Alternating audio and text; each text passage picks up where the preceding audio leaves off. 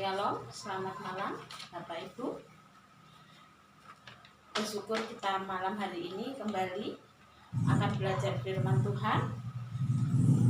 Tema malam hari ini adalah perlindungan dan pemeliharaan Tuhan. Tuhan adalah tempat perlindungan dan pemelihara kita yang sempurna. Namun sebelum itu kita akan ingat ayat hafalan minggu yang lalu, yaitu di 1 Petrus 5 ayatnya yang ke-6 sampai ke-7.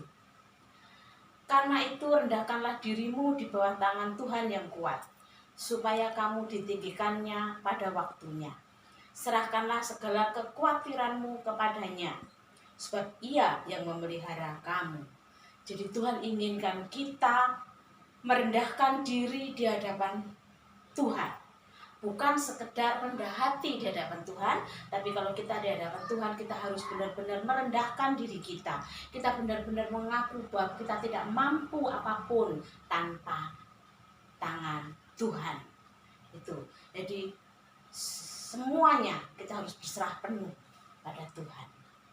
Nah, kemudian pada malam hari ini kita akan belajar tentang perlindungan dan pemeliharaan Tuhan, yaitu ayatnya di Mazmur 46 ayatnya yang kedua. Demikian bunyi firman Tuhan. Allah itu bagi kita tempat perlindungan dan kekuatan, sebagai penolong dalam kesesakan sangat terbukti. Amin. Tuhan adalah tempat perlindungan dan kekuatan kita. Nah, akhir-akhir ini, hari-hari ini sudah berapa bulan, 6 bulan atau berapa, kita mendapatkan ujian yang luar biasa. Seluruh dunia, COVID-19 merubah semua aspek kehidupan manusia. Banyak sakit penyakit, masalah sakit penyakit, masalah ekonomi yang turun drastis, dan lain-lain. Semuanya dijungkir balikkan oleh Tuhan. Tapi Tuhan berjanji kepada anak-anaknya, pada setiap orang yang percaya kepadanya, akan tetap memelihara dan memberikan perlindungan. Perlindungan Tuhan akan kita pelajari pada malam hari ini adalah perlindungan Tuhan atas sakit penyakit, pemeliharaan Tuhan atas kebutuhan hidup, perlindungan Tuhan pada saat pencobaan, perlindungan Tuhan atas sakit penyakit. Kita bahas satu-satu. Firman Tuhan di Mazmur 91 ayatnya 6 sampai ke 7. Demikian bunyinya. Terhadap penyakit sampar yang berjalan di dalam gelap, terhadap penyakit menular yang mengamuk di waktu petang, walau 1000 orang rebah di sisimu dan 10.000 di sebelah kananmu, tetapi itu tidak akan menimpamu. Amin. Luar biasa.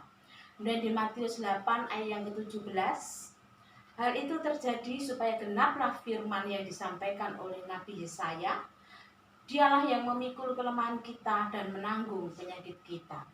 Amin. Luar biasa. Tuhan Yesus sudah menanggung, memikul, mengambil semua kelemahan dan penyakit kita. Tuhan berjanji akan melindungi kita.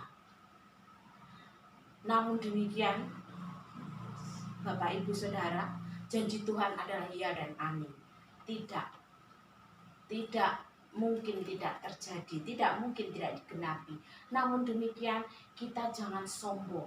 Namun demikian kita harus bijaksana, tetap mengikuti protokol kesehatan yang ditetapkan.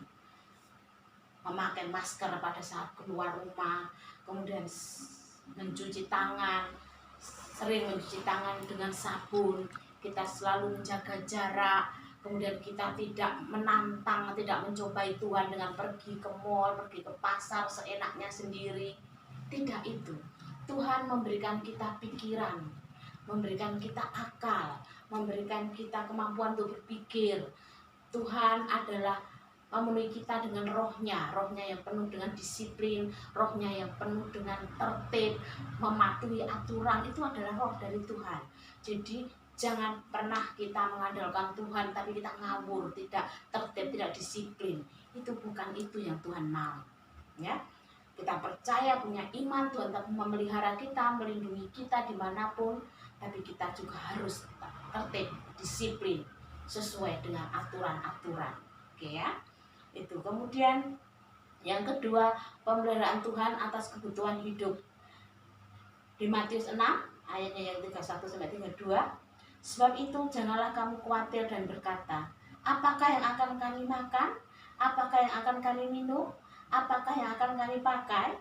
Semua itu dicari bangsa-bangsa yang tidak mengenal Allah. Akan tetapi Bapamu yang di surga tahu bahwa kamu memerlukan semuanya itu. Amin. Kemudian di Filipi 4 ayat 19. Allahku akan memenuhi segala keperluanmu menurut kekayaan dan kemuliaannya di dalam Kristus Yesus. Amin.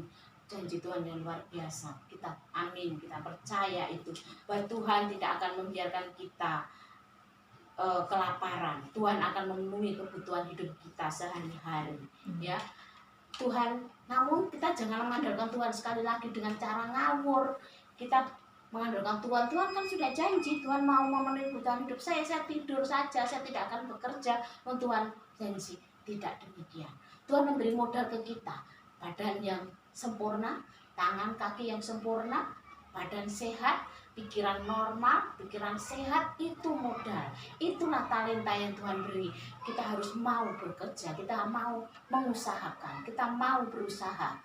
Tuhan berjanji, Tuhan akan mencukupi kita. Bukannya kita bermalas-malasan.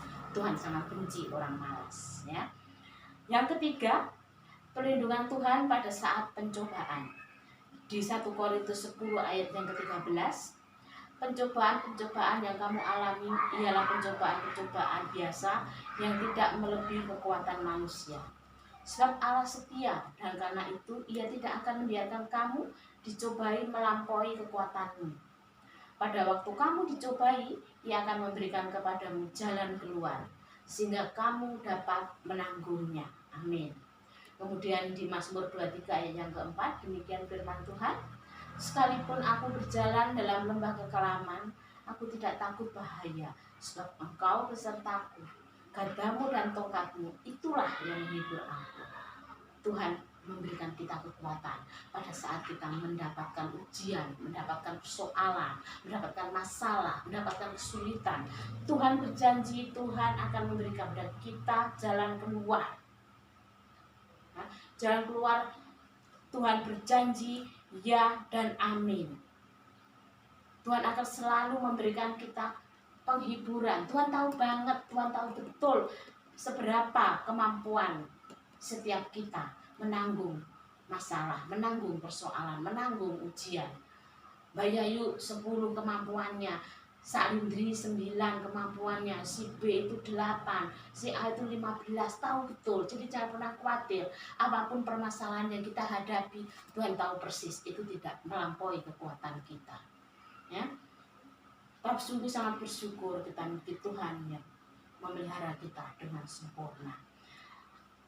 Bapak Ibu, pada malam hari ini saya rangkum kembali janji-janji perlindungan dan pemeliharaan Tuhan, antara lain perlindungan Tuhan atas sakit penyakit, pemeliharaan Tuhan atas kebutuhan hidup, serta perlindungan Tuhan pada saat pencobaan.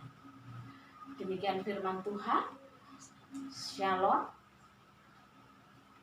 Terima kasih, selamat malam.